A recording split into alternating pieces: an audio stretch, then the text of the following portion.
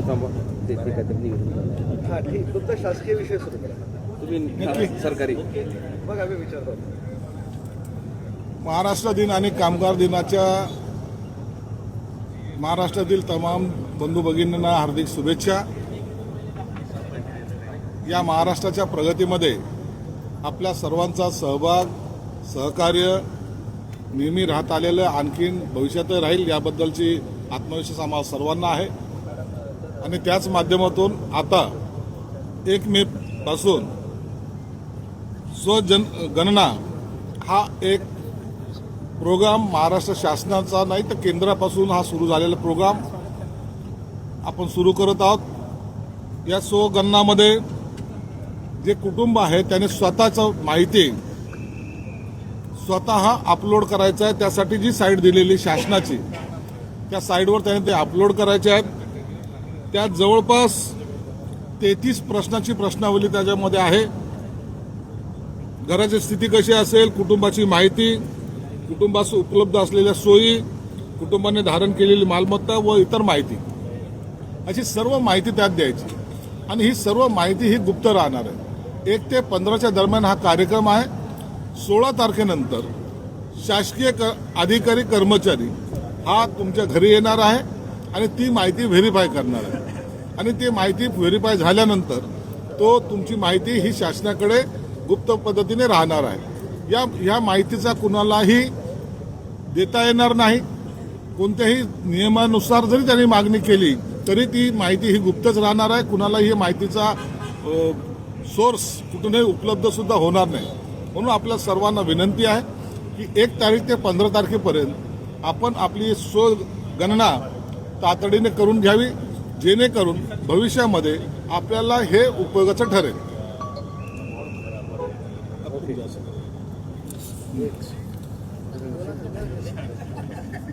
तर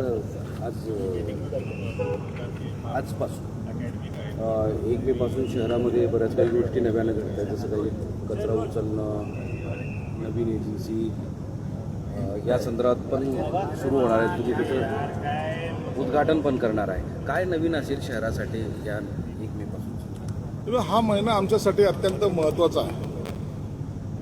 आजच महानगरपालिकेतर्फे कचरा संकलन करण्यासाठी जवळपास 400 गाड्या, आता संध्याकाळी 6 वाजता तो लोकार्पणचा सोहळा अयोध्येनगरीला आहे. कचरामुक्त हे शहर असलं पाहिजे ही त्याच्या मागची भावना आहे. मी मागे त्यांना अग्निशमन दलाची मोठी गाडी जी 36 मीटरपर्यंत जाईल ती गाडीसुद्धा मी त्यांना दिलेली आहे डीपीसीच्या माध्यमातून. या महिन्यामध्ये आणखीन महत्त्वाचा जो टप्पा आम्ही पार करतोय तो पाण्याचा टप्पा पार करतोय. आणि या 15 तारखेपर्यंत या पाण्याची परिस्थिती आता नॉर्मल होईल अशी एक अपेक्षा आहे. पाणी हे पोहोचेल असं एकंदरीत वातावरण आहे. 1 मेला पोहोचणार अशा पद्धतीचं आश्वासन दिलं होतं ना, पण 1 मे पर्यंत पोहोचेल पाणी. पोहोचलं नाही. काही टेक्निकल अडचणी तर निश्चित त्याच्यात आलेल्या आहेत. आमच्या सर्वांचा प्रयत्न जाणून बुजून नाही तर सर्वांचा प्रयत्न हा प्रामाणिक आहे. यामध्ये स्वतः हायकोर्ट सुद्धा मॉनिटरिंग करत आहे आणि त्यांना सुद्धा या प्रकरणामध्ये मॉनिटरिंग करत असल्यामुळे दरवेळेला आढावा द्यावा लागतो. म्हणून जाणून बुजून कोणतेही डिले होणार नाही याची काळजी आम्ही घेतोय. परंतु 15 मे पर्यंत निश्चित काही टाकेमध्ये पाणी चढेल. जाणीवपूर्वक करत नाही मात्र डिले होतो हे तर सत्य आहे म्हणावं लागेल ना. पण टेक्निकल अडचणीमुळे डिले होतो त्याला काय हे नाही ना. हे आमच्या तुमच्या हातात नाही. तर एखाद्या वेळेला अचानक एखादा पाईप फुटणे हे जाणून बुजून नसतं. तर हे टेक्निकल गोष्टी असतात. त्याला रिपेअरिंग करणं याला जो काही कालावधी लागतो त्यामुळे हे घटना घडलेल्या आहेत हे नाकारत नाही. परंतु आता पाण्याची परिस्थिती ही सुधारलेली आहे. 15 मेला पाणी या टाक्यामध्ये चढेल.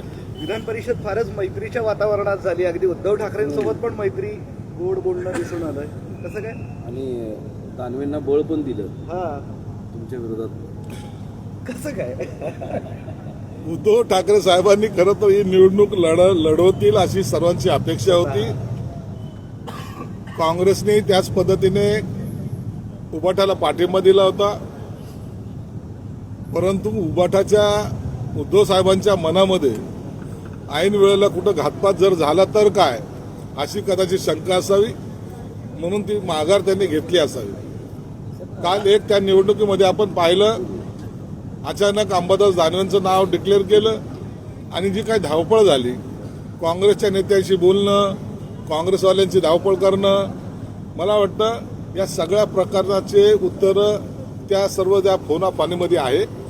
परंतु पुढची ॲडजस्टमेंट एका दगडात दोन पक्षी मारणं हा जो प्रकार आहे तो उबाठाने केलेला आहे. येणारी राज्यसभा ही काँग्रेसला देणार असं एकंदरीत स्टेटमेंट तुमच्या माध्यमातून आम्ही ऐकलेलं आहे. याचा अर्थ संजय राऊतचा पत्ता कट होणार हे जवळपास निश्चित झालेलं आहे. पण असं बोललं जाते की तुमच्याकडून म्हणजे सत्ताधाऱ्यांकडूनच दानवेंना बळ दिलं गेले, काही लोकांच्या विरोधात पुढे सक्षमपणे त्यांना उभं राहणार नाही. असं बळ वगैरे दिल्याचं काही नाही. आपण जनरली ह्या ज्या विधान परिषदच्या निवडणुका असतात या बिनविरोध व्हाव्यात असा सगळ्याचा मानस असतो. आता तुम्ही गेल्या अनेक निवडणुका पाहिल्यात, आता कुठेही घोडेबाजार होताना तुम्हाला दिसत नाही. नसता पूर्वी आमदार पळवून घेऊन जाणे हा सुद्धा प्रकार आपण महाराष्ट्राने पाहिलेला आहे. आता हे गेले 10-15 वर्षामध्ये हे सगळे प्रकार बंद झालेले आहेत आणि मला वाटतं हे चांगला सिग्नल या महाराष्ट्राच्या राजकारणातला आहे. आता बच्चू भाऊ तुमच्याकडे आल्यानंतर महाराष्ट्रात प्रश्न पडलेला आहे, लोक विचारत आहेत ऑनलाईन सगळे सोशल मीडियावर की काय दबाव टाकला, काय म्हणजे हे केलं, कुठं अडकलं. बच्चू कडू हा पहिला आमचा तालुका प्रमुख होता. शिवसेनेचं मूळ आहे, शिवसेना आहे त्याचं. आणि म्हणून मग आता त्या पुन्हा जर स्वग्रही आलेला आहे, शिवसेनेत आलेला आहे, त्याच्या आक्रमकतेचा, त्याच्या अनेक त्याच्या जे काही योजना आहेत, दिव्यांगासारखे असेल, शेतकऱ्याचा प्रश्न असेल, त्यासाठी तो नेहमी आक्रमक राहिलेला आहे, लढत राहिलेला आहे. असे लढवय्ये लोक शिवसेनेत हवेत आणि ते असायला पाहिजे. म्हणून ही आमच्या एका फौजमध्ये आणखीन एक आमचं सहकार्य आम्हाला मिळालं, याचा आम्हाला आनंद आहे. कोणताही दबाव नाही, कोणी दबावामध्ये राजकारण करू शकत नाही. आणि म्हणून बच्चू कडूने आनंदाने 2 दिवसापूर्वीच एक तुम्हाला गोड सिग्नल दिला होता. त्यांनी सांगितलं की दरवेळेला मला कडू म्हणतात, गोड बोलण्याचं टाइम आता आलेला आहे आणि तो त्यांनी साधलेला आहे. राजकारणासाठी प्रहारसारखी एक आक्रमक संघटना गुंडाळण्यात आली आता असंही बोललं जात आहे. संघटना गुंडाळीतने आलेली नाहीये. ती संघटना त्या पद्धतीने ज्या पद्धतीने काम करायचं तेच करणार आहे. तो पक्षामध्ये शिवसेनेमध्ये आलेला आहे, शिवसेनेचा भगवा त्यांनी घेतलेला आहे आणि त्याच्या ज्या काही मागण्या आहेत त्या मागण्या हाच खरा बेस अजेंडा हा आमचाही असणार आहे. म्हणून शेतकरी, कष्टकरी, दिव्यांग याच्याबरोबर आम्ही खंबीरपणे उभं राहू. अग्र साहेब यावरून जे परवीन तायडे यांनी टीका केली, बच्चू कडू यांना सत्तेशिवाय करमत नाही, विविध चौकशी लावल्या म्हणून ते सत्तेसोबत आले का? अशा टीका केल्याने थोडी होतात. सत्तेसाठी कोणी बाकीचे नाही, तुम्ही लोकांनी काय केलं हे थोडंसं तपासा ना. कशासाठी एखाद्यावर आरोप लावायचा? त्यांनी पक्ष बदलला म्हणजे त्याला करमत नाही आणि तुम्ही काही केलं तर चालतं, असं हे दुपट्टी धोरण कधी अवलंबलं नाही पाहिजे. हे अनेक वेळेला अनेक लोक इतर पक्षामध्ये जाणं येणे आपण महाराष्ट्राने पाहिलेलं आहे. राज ठाकरे असं म्हणतात की रिक्षावाल्यांमध्ये मराठी बोलणार नाही, एवढी हिंमत कुठून येते? महाराष्ट्रातल्या राजकीय नेत्यांनी महाराष्ट्राचं वाटोळं केले. वाटोळं करण्यामध्ये कोण कोण होते, काय काय होते याची नावं सुद्धा त्यांनी जाहीर केली पाहिजे. परंतु एक लक्षात घ्या, सामंजस्याने प्रश्न सुटतो. जर प्रश्न चिघळायचा असेल तर त्याला अनेक कारणं आपण देऊ शकतो. 4 महिन्याच्या कालावधीमध्ये सर्व काही कोसळणार नाही. परंतु एक आहे की त्यांना तर धडा तरी घ्यावा लागेल की जर मराठी माणूस जर उभा राहिला किंवा चिडला तर काही खरं नाही. म्हणून मराठी बोली भाषा आपल्याला ही अवलंबायला लागेल. यासाठी ते निश्चित प्रयत्न करतील. हे महाराष्ट्र हा मराठी माणसाचा हा सगळा स्वाभिमान कुठेही आम्ही पायदळी कुणाला तोडू देणार नाही, एवढं मात्र खरं. महाराष्ट्राचे एक मंत्री आहे मंगलप्रभात लोढा, त्यांनी असं एक विधान केलंय असं राज ठाकरेंचं म्हणणं आहे की गॅस फक्त जैन लोकांसाठी देईल. इतकी हिंमत होतेच कशी असा सवाल राज ठाकरे करताय मंत्र्यांना बोलायचं. मंगलप्रभात लोढांनी एवढा सिनियर असलेल्या मंत्र्यांनी असं बोलणं मला वाटतं थोडंसं त्याचा चुकलेलाच दिसतंय. परंतु त्याला मला वाटतं मुख्यमंत्री साहेबांनी समज दिली असावी. सुप्रिया सुळे असं म्हणतात की पवार कुटुंबाच्या विरोधात कधीही निवडणूक लढवणार नाही. मागच्या वेळेस ती परिस्थिती वेगळी होती, काय कारण आहे? सुप्रिया सुळेंनी आताच इलेक्शन आता नाहीये, 4 वर्ष इलेक्शन्स नाहीत. इलेक्शन आल्यानंतर त्यावेळेला त्यांचं स्टेटमेंट काय असेल त्याला तेव्हा महत्व असेल. परंतु आताच त्याची मुहूर्तमेढ रोवण्याचं काही कारण नाही. सर हिंदी केली जिस तरह से एग्जिट पोल आ रहे हैं तो एनडीए और उसके अलायंस को जीत जो अनेक राज्यों में इलेक्शन हुआ है वहाँ के चुनाव के नतीजे जो प्री पोल जिसको कहा जाता है उस तरीके से भाजपा के पार्डे में बहुमत आते हुए नजर आ रहा है. आप देखेंगे ये वक्त जो वोटिंग परसेंटेज है वो इतना बढ़ चुका है, 92 के भी आगे जाना ये वहाँ के नागरिकों की जागरूकता है और ये सत्ता परिवर्तन करने में सहायक होती है. और ये ज़्यादा वोटिंग कभी भी सत्ताधारियों को, वहां के अभी जो सत्ताधारी उनको डैश देने की कोशिश जरूर होगी।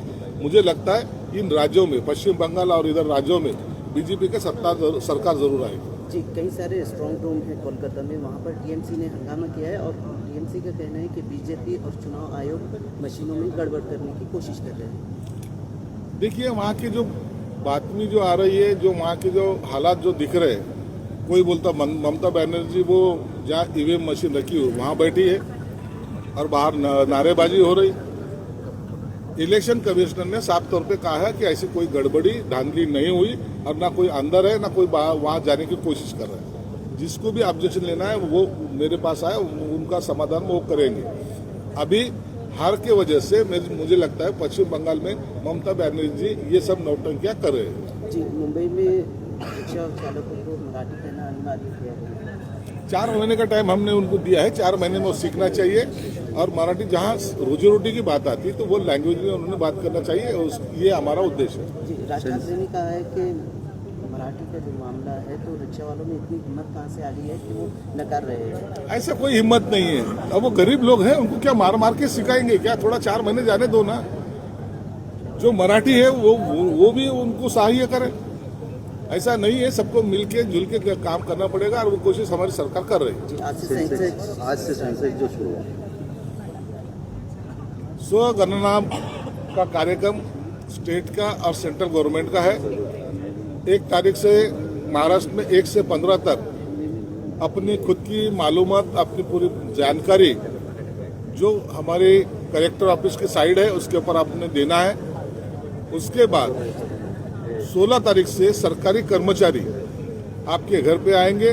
वो जो आपने जो डिटेल्स दिया है, जो माहिती दी है, उसको वेरीफाई करेंगे और वो सब सच है तो वो पोर्टल में वो उनका समावेश किया जाएगा और ये माहिती किसी गुप्त तरीके से रखी जाएगी, किसको दिए नहीं जाएगी।